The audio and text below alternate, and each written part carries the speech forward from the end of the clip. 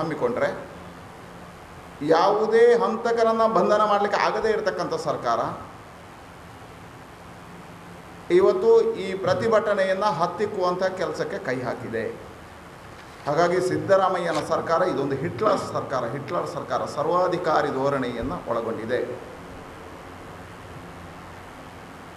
ಇವತ್ತಿನವರೆಗೆ ಪ್ರತಿಭಟನೆಗಳಿಗೆ ಸರ್ಕಾರ ಪರವಾನಗಿಯನ್ನು ಕೊಡಬೇಕಿತ್ತು. ನಾವು ಕಾನೂನುಬದ್ಧವಾಗಿ ಪರವಾನಗಿಗಳನ್ನು ಪೊಲೀಸ್ ಅಧಿಕಾರಿಗಳ ಮುಖಾಂತರ ಕೇಳಿದ್ದೇವೆ.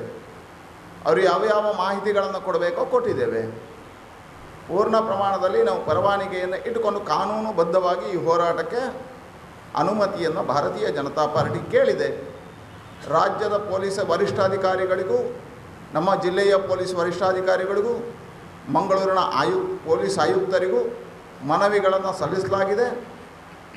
ನಮಗೆ ಸಹಕಾರವನ್ನು ಕೊಡಬೇಕಾಗಿರ್ತಕ್ಕಂಥ ಪೊಲೀಸ್ ಇಲಾಖೆಯ ಮುಖಾಂತರ ಇವತ್ತು ನಾವು ಬರುವಂಥವರಿಗೆ ವಿಶ್ರಾಂತಿಗೋಸ್ಕರ, ಅವರಿಗೆ ಊಟೋಪಚಾರಕ್ಕೋಸ್ಕರ ಯಾವೆಲ್ಲ ಸಭಾಭವನಗಳನ್ನು ನಿಶ್ಚಯ ಮಾಡಿದೆವೋ ಆ ಸಭಾಭವನದ ಮಾಲೀಕರಿಗೆ ಬೆದರಿಕೆಗಳನ್ನು ಪೊಲೀಸರ ಮುಖಾಂತರ ಹಾಕುವಂಥ ಕಾಯಕವನ್ನು ಇವತ್ತು ರಾಜ್ಯ ಸರ್ಕಾರ ಮಾಡ್ತಾಯಿದೆ. ಹೇಳಿದರೆ ಈ ರಾಜ್ಯದಲ್ಲಿ ಭಯೋತ್ಪಾದನಾ ಚಟುವಟಿಕೆಗಳಿಗೆ ಬೆಂಬಲ ಇದೆ. ಈ ರಾಜ್ಯದಲ್ಲಿ ಹಂತಕರಿಗೆ ಕುಮ್ಮಕ್ಕು ನೀಡ್ತಾರೆ. ಈ ರಾಜ್ಯದಲ್ಲಿ ಅಹಿತಕರ ಘಟನೆಗಳನ್ನು ಮಾಡತಕ್ಕಂಥ 1200 ಜನರ ಮೇಲೆ ಇರತಕ್ಕಂಥ ಕೇಸುಗಳನ್ನು ಹಿಂದೆ ಪಡಿತಾರೆ. ಪ್ರಜಾಪ್ರಭುತ್ವದ ಆಧಾರದಲ್ಲಿ ಪ್ರತಿಭಟನೆಗಳನ್ನು ಮಾಡುವುದಕ್ಕೆ, ಹಕ್ಕುಗಳನ್ನು ಕೇಳುವುದಕ್ಕೆ ಹೋದರೆ ಅವರಿಗೆ ಅವಮಾನ ಮಾಡತಕ್ಕಂಥ, ಅವರ ಮೇಲೆ ಹಲ್ಲೆ ಮಾಡತಕ್ಕಂಥ ಕೆಲಸವನ್ನು ಇವತ್ತು ಹಿಟ್ಲರ್ ಸರ್ಕಾರ, ಸಿದ್ದರಾಮಯ್ಯನ ಸರ್ಕಾರ ಮಾಡ್ತಾಯಿದೆ. ಹಾಗಾಗಿ ಇವತ್ತು ಸಭಾಭವನಗಳನ್ನು ಬಂದ್ ಮಾಡತಕ್ಕಂಥ ಕೆಲಸ ಒಂದು ಕಡೆಯಿಂದ ಸರ್ಕಾರದಿಂದ ಆಗ್ತದೆ. ಆದರೆ ನಾವು ನಿಶ್ಚಯ ಮಾಡಿದ್ದೇವೆ, ಭಾರತೀಯ ಜನತಾ ಪಾರ್ಟಿ ಇದೊಂದು ಹೋರಾಟವನ್ನು ತಗೊಂಡಿದೆ. ನಾವು ಈ ಜಿಲ್ಲೆಯ, ಈ ರಾಜ್ಯದ ಜನರಿಗೆ ಕರೆ ಕೊಡ್ತೇವೆ, ಈ ಹೋರಾಟದಲ್ಲಿ ನಮ್ಮ ಜೊತೆ ಬನ್ನಿ. ಗ್ರಾಮಗಳಿಂದ ಕಾರ್ಯಕರ್ತರನ್ನು ನಾವು ಕರಿತೇವೆ, ಮನೆ ಬಿಟ್ಟು ಹೊರಬನ್ನಿ. ಇದರ ಮುಖಾಂತರ ಸರ್ಕಾರದ ಈ ಸರ್ವಾಧಿಕಾರಿ ಧೋರಣೆಯನ್ನು ಖಂಡಿಸಿ ಹಿಂದೂ ಸಮಾಜಕ್ಕೆ ಧೈರ್ಯ ಮತ್ತು ಸ್ಥೈರ್ಯ ತುಂಬುವಂಥ ಕೆಲಸ ಕಾರ್ಯಗಳಾಗಬೇಕು ಅಂತ ಹೇಳುವಂಥ ಕರೆಯನ್ನು ಕೊಡ್ತೇವೆ. ಮತ್ತು ಸರ್ಕಾರ ಸಭಾಭವನಗಳನ್ನು ನಿಯಂತ್ರಣ ಮಾಡಲಿಕ್ಕೆ ಹೊರಟ್ರೆ ನಾವು ಕಾರ್ಯಕರ್ತರ ಮನೆಗಳಲ್ಲಿ ವಸತಿ ವ್ಯವಸ್ಥೆಗಳನ್ನು ಮಾಡ್ತೇವೆ. ಈಗಾಗಲೇ ಜಿಲ್ಲೆಯಲ್ಲಿ ಸುಮಾರು 3 ರಿಂದ 4 ಸಾವಿರ ಮನೆಗಳನ್ನು ಗುರುತಿಸುವ ಕೆಲಸ ಕಾರ್ಯಗಳಾಗಿದ್ದಾವೆ. ಎಲ್ಲೆಲ್ಲಿ ವಸತಿ ವ್ಯವಸ್ಥೆಗಳು ಬೇಕೋ ಅಲ್ಲಿ ಒಂದೊಂದು ಮನೆಯಲ್ಲಿ 2 ಜನ ಕಾರ್ಯಕರ್ತರು, ನಮ್ಮ ಕಾರ್ಯಕರ್ತರು ಎದುರು ಬಂದಿದ್ದಾರೆ, ನಮ್ಮ ಮನೆಯಲ್ಲಿ ನಿಲ್ಲಿಸ್ತೇವೆ ಅಂತ ಹೇಳ್ತಾರೆ. ಹಾಗಾಗಿ ನಮ್ಮದು ಈಗಾಗಲೇ ರಾಜ್ಯದಿಂದ ಬಂದಿರುವಂಥ ವರದಿ ಪ್ರಕಾರ 10,000ಕ್ಕಿಂತ ಹೆಚ್ಚು ಬೈಕ್ಗಳು ರಿಜಿಸ್ಟ್ರೇಷನ್ ಆಗಿದೆ.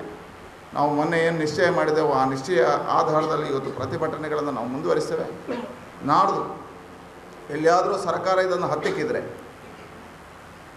ನಮ್ಮ ಕಾರ್ಯಕರ್ತರು ಮನೆಗಳಲ್ಲಿ ಎಲ್ಲರನ್ನ ತಂದು ನಿಲ್ಲಿಸಿ ಅವರಿಗೆ ಊಟೋಪಚಾರದ ವ್ಯವಸ್ಥೆಗಳನ್ನು ಮಾಡ್ತಾರೆ. ಅಲ್ಲಿಂದ ಬೈಕ್ ರ್ಯಾಲಿಯಲ್ಲಿ ಮಂಗಳೂರು ಮೈದಾನಕ್ಕೆ ನಾವು ಪ್ರವೇಶ ಮಾಡ್ತೇವೆ. ಅದರ ಮಧ್ಯೆ ತಡೆದು ನಿಲ್ಲಿಸುವಂತಹ, ಇದನ್ನು ಹತ್ತಿಕ್ಕುವಂತಹ ಕೆಲಸ ಮಾಡಿದರೆ ಗೊತ್ತಿರಲಿ ಅವರಿಗೆ, ಈ ದೇಶದಲ್ಲಿ ಸರ್ವಾಧಿಕಾರಿ ಧೋರಣೆಯನ್ನು ಇಂದಿರಾ ಗಾಂಧಿಯವರು ತೋರಿದರು. ಪ್ರಜಾಪ್ರಭುತ್ವದ ಕಗ್ಗೊಲೆಯನ್ನು ತುರ್ತು ಪರಿಸ್ಥಿತಿಯ ಮುಖಾಂತರ ಮಾಡಿದರು. ಮುಂದಕ್ಕೇನಾಗಿದೆ, ಮೊರಾರ್ಜಿ ದೇಸಾಯಿ ಅವರು ಯಾಕೆ ಪ್ರಧಾನಮಂತ್ರಿಗಳಾದರು ಅನ್ನುವಂಥದ್ದು ಅವ್ರಿಗೆ ಗೊತ್ತಿರಲಿ. ಇವತ್ತು ಇಂದಿರಾ ಗಾಂಧಿಯವರು ನೇರ ಮಾಡಿದರೆ, ಸಿದ್ದರಾಮಯ್ಯ ಅವರು ಹಿಂಬಾಗಿಲಿನಲ್ಲಿ ಕರ್ನಾಟಕದಲ್ಲಿ ಇವತ್ತು ತುರ್ತು ಪರಿಸ್ಥಿತಿಯನ್ನು ಘೋಷಣೆ ಮಾಡಿದ್ದಾರೆ. ಹಿಂದಿನ ಬಾಗಿಲಿನ ಮುಖಾಂತರ ವಿರೋಧ ಪಕ್ಷದ ಕಾರ್ಯಕರ್ತರನ್ನು ಬಂಧನ ಮಾಡತಕ್ಕಂಥ, ವಿರೋಧ ಪಕ್ಷದ ಚಟುವಟಿಕೆಗಳಿಗೆ ತಡೆ ಹಿಡಿಯುವಂತಹ, ವಿರೋಧ ಪಕ್ಷದ ಕಾರ್ಯಗಳನ್ನು ನಿಲ್ಲಿಸುವಂಥ ಕೆಲಸವನ್ನು ಸಿದ್ದರಾಮಯ್ಯ ಹಿಂಬಾಗಿಲನ್ನು ತುರ್ತು ಪರಿಸ್ಥಿತಿಯ ಮುಖಾಂತರ ಘೋಷಣೆ ಮಾಡಿದ್ದಾರೆ. ಆದರೆ ನಾವು ಈ ಹೋರಾಟದಲ್ಲಿ ಯಶಸ್ವಿಯಾಗ್ತೇವೆ, ನಾವು ಹೋರಾಟವನ್ನು ಮಾಡಿಯೇ ಮಾಡ್ತೇವೆ. ಆದರೆ ಇದರ ಮುಂದಕ್ಕೆ ಆಗುವಂಥ ಎಲ್ಲ ಅನಾಹುತಗಳಿಗೆ, ಎಲ್ಲ ಘಟನೆಗಳಿಗೆ ಸಿದ್ದರಾಮಯ್ಯರೇ ಮತ್ತು ಕರ್ನಾಟಕದ ಕಾಂಗ್ರೆಸ್ ಸರ್ಕಾರವೇ ಜವಾಬ್ದಾರಿ ಆಗ್ತದೆ.